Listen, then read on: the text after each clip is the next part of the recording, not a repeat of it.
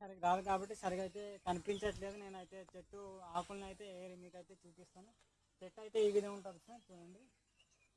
చెట్టుకు అయితే ఎక్కుతున్నాను నేను.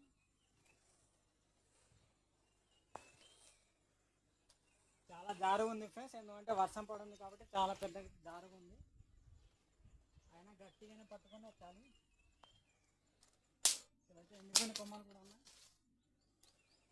చాలా జాగ్రత్తగా వెళ్ళాలి ఫ్రెండ్స్. ఫ్రెండ్స్ ఇదైతే కరక చెట్టు అంటారా ఫ్రెండ్స్. మరి దీనిని మన పూర్వీకులు ఎండిపోయిన కర్రలు కూడా ఉన్నాయి. పూర్వీకులు అందరూ కూడా ఈ కరక్క కాయలు అనేది దగ్గుకి బాగా ఉపయోగపడుతుంది ఫ్రెండ్స్. ఆ కాలంలో మరి ఫ్రెండ్స్ చూడండి, నేనైతే చివరికి వచ్చాను.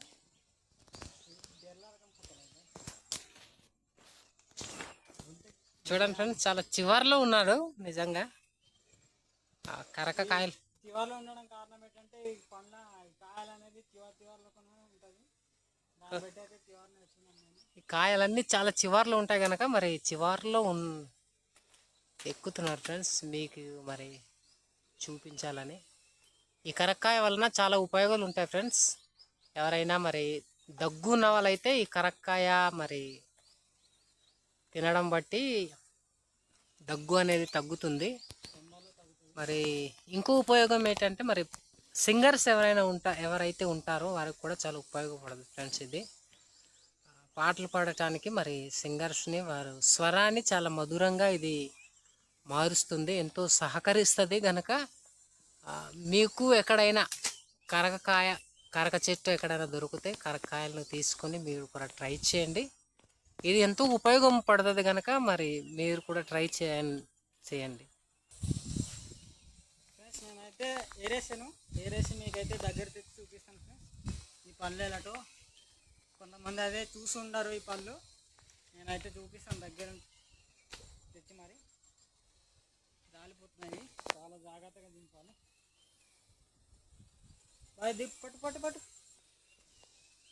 ఫ్రెండ్స్ చూడండి, నేనైతే చెట్టు ఎక్కి అలసిపోయాను ఫ్రెండ్స్. దాన్ని బట్టి అయితే కూర్చున్నాను ఫ్రెండ్స్. ఈ ఆకులు కరక్కాయల ఆకులు అయితే ఈ విధంగా ఉంటాయి చూడండి. ఫ్రెండ్స్ ఈ విధంగా ఉంటాయి.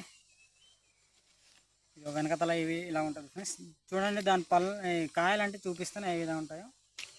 ఇది ఫ్రెండ్స్ ఈ విధంగా ఉంటాయి చూడండి, చాలా బాగుంటాయి. ఇవి తినవచ్చు ఫ్రెండ్స్. నేనైతే తిని చూపిస్తాను ఇప్పుడు చూడండి.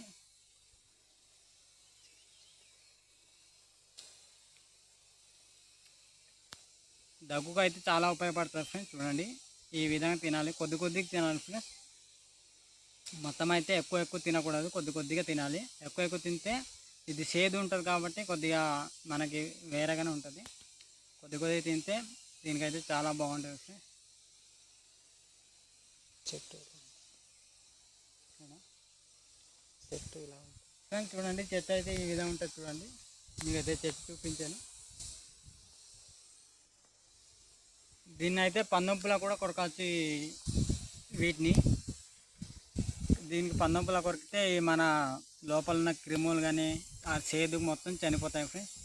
ఒకసారి ట్రై చేయండి మీరు, నమ్మపోతే. చాలా బాగుంటుంది.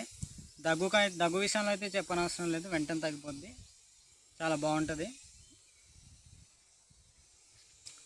నోరు కూడా ఫ్రెష్గా అవుద్ది ఫ్రెండ్స్. ఇవి తింటే అయితే అన్నీ రాలిపోతున్నాయి. ఒకసారి తిని చూడండి ఫ్రెండ్స్, నోరు చాలా ఫ్రెష్గా అవుతుంది ఫ్రెండ్స్.